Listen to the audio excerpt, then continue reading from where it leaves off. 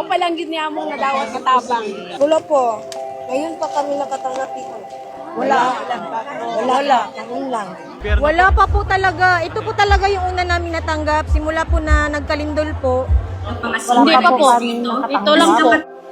Isa sa mga layunin ng agarang paglingap ng Iglesia ni Cristo ay para maibsan ang problema ng pamahalaan na mabigyan ng tulong ang mga nasa matinding pangangailangan. Sa totoo lang po, malaking bagay po ito kasi paubos na rin po yung mga nabili namin nakaraan. Maraming salamat sa iglesia na mabigyan po kami ng tulong.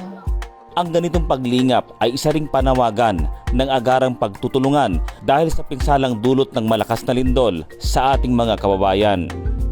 Sa ngayon po, yung asawa ko po wala pong hanap buhay. Tricycle driver po siya. Wala pong pasok ang mga estudyante. Yung mga trabaho po, wala pong mga trabaho yung mga mall. So wala pong pasahero. Sa ngayon po kasi wala kaming trabaho kasi ang dinideliveran po namin around the city lang po. Sarado yung mga establishment na Sa atas ng tagapamahalang pangkalahatan ng Iglesia ni Cristo, ang kapatid na Eduardo V. Manalo, agarang naghanda ng isang serya ng paglingap sa iba't ibang dako dito sa Mindanao. Sa awa ng Diyos, marami ang pumunta rito para makipagkaisa sa repacking. Dahil sa bilis ng repacking, malaking tulong po ito sapagkat napabilis ang nagiging trabaho at higit sa lahat ay nagkaroon ng katuparan yung bilin mula sa pamamahala na makipagkaisa sila sa ganitong gawain. Pagkatapos na maisaayos ang ipamamahaging relief goods, ngayon ay pakikinabangan na ito ng libu-libo nating kababayan dito sa General Santos City na naapektuhan ng malakas na paglindol. salamat rin sa Panginoon na mayroong ganitong aktibidad.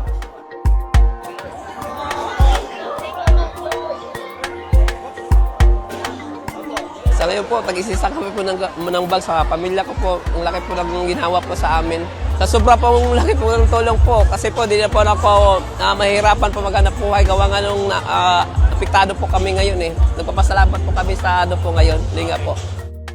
Pagkatapos ng aktibidad dito sa New Era University Gym, ay kaagad na nagsagawa ng paglingap sa compound ng lokal ng General Santos City.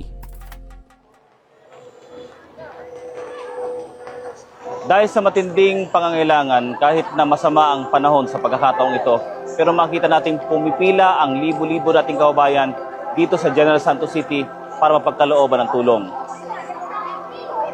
Yung bigas nagmahal na din. Kaya po, malaki na din tulong kahit umuulan, nagapila po kami para makakuha lang. Mula sa mga magulang hanggang sa mga anak, sama-sama ang mga miyembro ng pamilya sa pagtanggap ng tulong mula sa iglesia. Nagpasalamat mi sa Iglesia ni Cristo nga gitigaan rig ayuda. Tanan jud nga gitagaan nila. Nagpapasalamat po ako kasi malaking tulong na po ito sa amin. Sa panig ng mga kaanib sa Iglesia ni Cristo na nanguna at nakipagkaisa sa gawaing ito, masaya ang bawat isa dahil patuloy nilang nasusunod ang utos ng Diyos kahit sa panahon ng matinding pagsubok. Masaya po kami kahit may ulan. Ito po ay nakasulat sa Biblia na ibigin natin ang Panginoon Diyos at ibigin din natin ang ating kapwa.